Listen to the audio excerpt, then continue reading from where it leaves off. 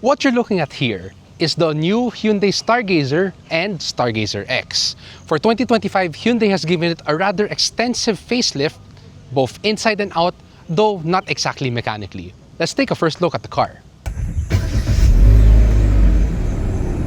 So if you didn't know, Hyundai Motor Philippines actually merged the Stargazer and Stargazer X into one model lineup, meaning that the Stargazer acts as the bottom two variants and the Stargazer X acts as the top two variants. So prices start at 1,118,000 pesos for the GL Plus, followed by the GLS. Then the Stargazer X to the GLS Plus, and then it tops out at the premium for 1,378,000 pesos. Let's take a detailed look at what's changed. So the biggest changes to the base Stargazer can be seen from the front. So it now sports the H-motif design language seen in both the Santa Fe and the Palisade. It's more in line with the new products rather than the old futuristic X-Wing style Stargazer that we all used to know. And what can I say? Most people find this a bit divisive. I don't know, you guys sound off in the comments because I don't want to mention anything about this. But what I can mention are the changes. So first, you see there's a new larger Hyundai badge over here that's been integrated into this gloss black strip right over here. And this gloss black strip actually houses the LED light bar, which integrates with the new LED headlamps.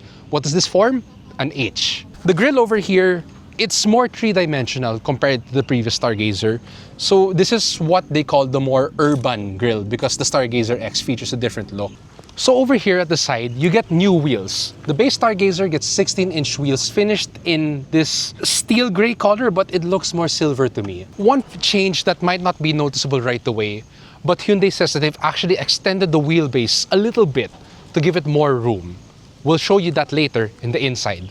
All the way to the back, this is the biggest change. This wing still retains some of the X-Wing fighter motif that you see back here, but it's been simplified. So gone are the reflectorized LED taillights, and in place you get more modern looking solid red blocks of LED lighting, plus, you know, a light bar because it's 2020 and all cars should have light bars. The tailgate has been smoothened out. So Hyundai Stargazer badging over here, the plate has been moved down here, and when you open this up, it's not the power tailgate. You get a decent amount of space back here, even with the third row up. If you want to know about Stargazer X, watch on. And meanwhile, this is what you get on the Stargazer X. If you didn't know what the X means, that means extreme. No, just kidding. X means crossover because this has been obviously inspired by the SUVs and others. So what does this get you? First, the Stargazer X gets a slightly unique front fascia because you have blacked out Hyundai badging, a unique front grille, which is, well, as Hyundai says, it's more rugged. And then down here, the front bumper is also more rugged, and it has fake grills. I don't know what to say about that, but yeah, it looks all for style, then I'm for it. Then, when you move up here, the first thing you'll notice is that obviously, aside from these plastic cladding over here that you see that the previous Stargazer X had, is that this one comes with larger 17-inch wheels. They are finished in black though, so your mileage may vary on how you react. Then when you go up here, the roof is black also. No sunroof, by the way, but you do get these pretty nifty functional roof rails. They can carry up to 100 kilograms of load. So that's great if you plan to mount a fule or whatever roof rack you have there. Then following that, all the way back here, is that you get an extended roof spoiler, which is great because it makes it look a bit more angry or more dynamic. Then your black Hyundai badging back here, and a more dynamic rear bumper with a rugged-like bash plate Fing diffuser, but it's all in the name of style. The interior of the Stargazer gets a major facelift if you sit in the front. So gone is the bulbous dash with the weird hood that not many people liked, and in is the brand new H-motif inspired design for the dashboard. So on this base Stargazer, well, let's start with materials. You aren't getting that much to begin with, so hard plastics. Thankfully, there's an absence of gloss black plastics, especially on the infotainment tablet slab, whatever it's called. And it's generally a well-built or good-feeling car. You do have leather on the steering wheel, the armrest, the gear shifter, and the seats are upholstered in this interesting combination of synthetic leather and really nice feeling fabric, so you don't burn your butt and your back when you sit in the car on a hot day. Right in front of me is, I wouldn't say a piece of glass because it's a two-piece plastic housing for your segmented LCD instrument cluster and your 8-inch infotainment screen. At least it has wireless Apple CarPlay and Android Auto.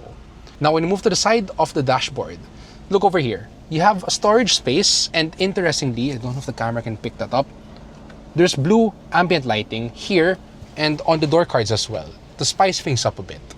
Then when you move down over here, it's been redesigned, so slimmer air vents. And on the base Stargazers, you only get manual climate control, but the knobs have been enlarged to make it a lot easier for you to operate. Then you have a storage space over here, your glove box.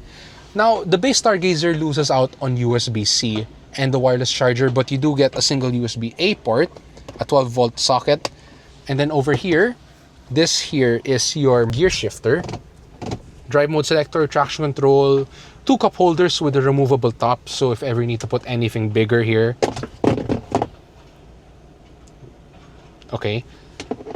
And a manual handbrake, which is very nice. So now let's see the back. So the back of the Stargazer hasn't really changed that much, but there have been refinements here and there. For one, the rear air recirculator actually gets a nicer, cleaner design, and you have a more modern fan speed selector. Then, of course, being the Stargazer, you have your tray table, good for anything that's below 3.5 kilograms. You have your seat pockets over here. There's a bag hook, surprisingly, and a phone storage area with 2 USB-C ports behind. Plus points for amenities. When we get to the seats, the Stargazer has always had the leg up because this is adjustable, so you can move it back and forth. And it's in a 60-40 split, unlike other MPVs that will require you to move the entire row. It has the same upholstery. It's pretty good. You don't have a center headrest, unlike another MPV, but at least you can still do this to have a center armrest. Now, you want to see the third row? Yeah. Simple. All you have to do is pull this. It will tuck and tumble. And getting in the front and the back is, well, pretty much the same. Getting in back here, well, there's nothing really new here with the Stargazer. The rear seats are adjustable, and as soon as you put this up, well, this is the default position, and it doesn't really leave me with that much leg room, but I have a lot of foot room down here.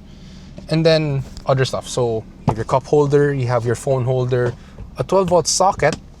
There's no fan vents over here, so it's gonna get pretty hot. But at least you can adjust this so it can recline forward or back. Now let's talk about the Stargazer X's interior. So first, the seats, they are different. You lose the funky red stitching in favor of way more supportive and perforated leather seats with the X badge here to let you know that you're driving the Stargazer X. Then at the back, it's pretty similar. So you still have your air recirculator, you have your second and third row, which are all bench seats, by the way. And I mean, all the changes for the Stargazer X are up here, up front.